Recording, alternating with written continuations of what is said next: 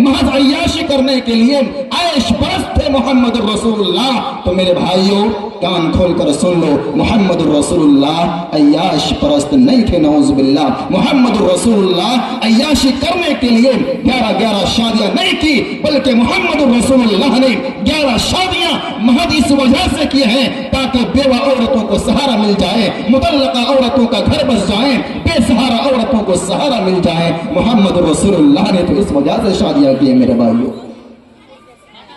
अगर तुम मोहम्मद रसूलुल्लाह की जात पर कीचड़ उछाल रहे हो कि मोहम्मद रसूलुल्लाह ने अय्याशी करने के लिए 11 बीवियों से शादी की, 11 औरतों से शादी की, तो मैं कहता हूं कि पढ़ो अपने धार्मिक किताबों को, पढ़ो अपने ग्रंथों को कि तुम्हारे ग्रंथों के अंदर और तुम्हारी मजहबी किताबों के अंदर तुम्हारे श्री कृष्ण के बारे में क्या लिखा हुआ है। हम तो कभी बोलने के लिए नहीं जाते, हम तो कभी कीचड़ नहीं उछालते, हम तो कभी ये नहीं कहते कि उन्होंने 1000 या 16,000 या 8,000 उन्होंने शादियां की, हमने तो कभी कीचड़ उछाला नहीं। अगर हमने नहीं उठाया तो तुम हमारे नबी मोहम्मद रसूलुल्लाह की जात पर कीचड़ उछालने वाले कौन होते?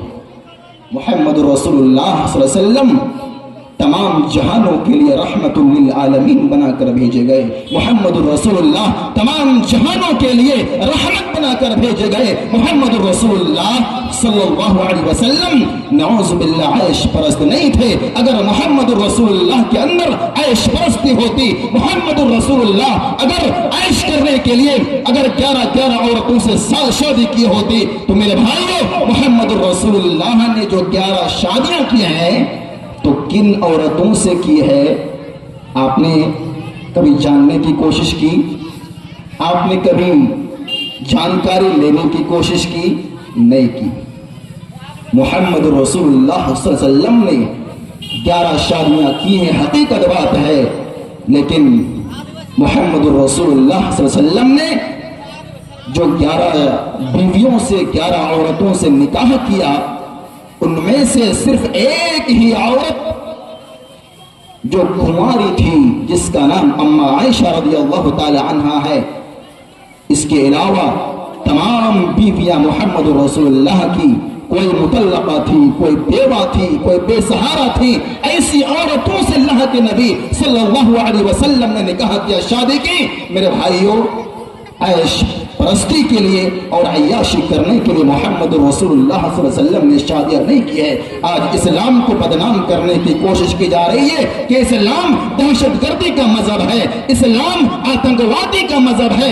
मेरे भाइयों कान खोल कर सुन लो, अगर तुम इस्लाम के ऊपर यह इल्जाम लगाते हो कि इस्लाम यह दहशतगर्दी का मजहब है, अगर तुम इस्लाम पर यह इल्जाम तराशी करते हो कि इस्लाम आतंकवादी का मजहब है, अगर इस्लाम आतंकवादी का मजहब होता, अगर दहशत गर्द का मजहब होता, तो फिर अल्लाह तबारक व तआला कुरान में यह ना कहता इन्ना दीन इंदल्लाहिल इस्लाम। अल्लाह रब्बुल आलमीन के नजदीक सबसे ज्यादा महबूब धर्म, सबसे ज्यादा महबूब मजहब अगर कोई है तो मजहब इस्लाम है। अगर इस्लाम दहशत गर्द का मजहब होता तो अल्लाह तबारक व तआला कुरान मजीद के अंदर ये ना फरमाता या अय्युहन नास इन्ना खलकनाकुम मिन ज़करिन व उनसा व जअलनाकुम शुऊबन व क़बाइल तआरफू। ऐ लोगों, हमने तुम्हें एक मर्द और एक औरत से हमने तुम्हें पैदा किया है, लिहाजा तुम सब के सब आपस में एक दूसरे के भाई हो। मोहम्मद रसूलुल्लाह ये ना कहते। अगर इस्लाम दहशतगर्द का मजहब होता तो अल्लाह कुरान में ये ना कहता वला यजरिमन्नकुम शनआन कौमिन अला अल्ला तअदिलू इअदिलू हुवा अक़रबु लित्तक़वा। ऐ मुसलमानों, अगर किसी कौम के साथ तुम्हारी जाती दुश्मनी हो तो तुम अपनी जाती दुश्मनी के बिना पर भी तुम अपने दुश्मन के साथ भी नाइंसाफी का मुजाहरा नहीं कर सकते। अगर इस्लाम दहशतगर्द का मजहब होता तो कुरान में ये बात न कहती।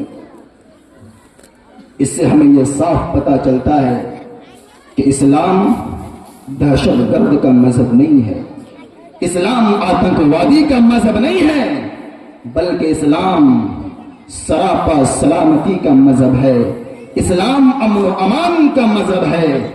यूपी के अंदर एक पंडित है, उस पंडित का नाम है शंकराचार्य। उसने एक किताब लिखी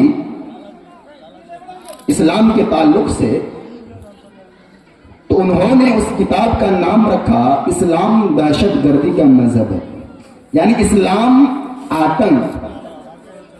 آتنکوادی کا مذہب ہے۔ کچھ دنوں کے بعد اس نے پھر ایک اور کتاب لکھی اور اس کتاب کا نام لکھا اسلام آدرش۔ اسلام شانتی کا مذہب ہے، اسلام امن و امان کا مذہب ہے، اسلام سکون کا مذہب ہے۔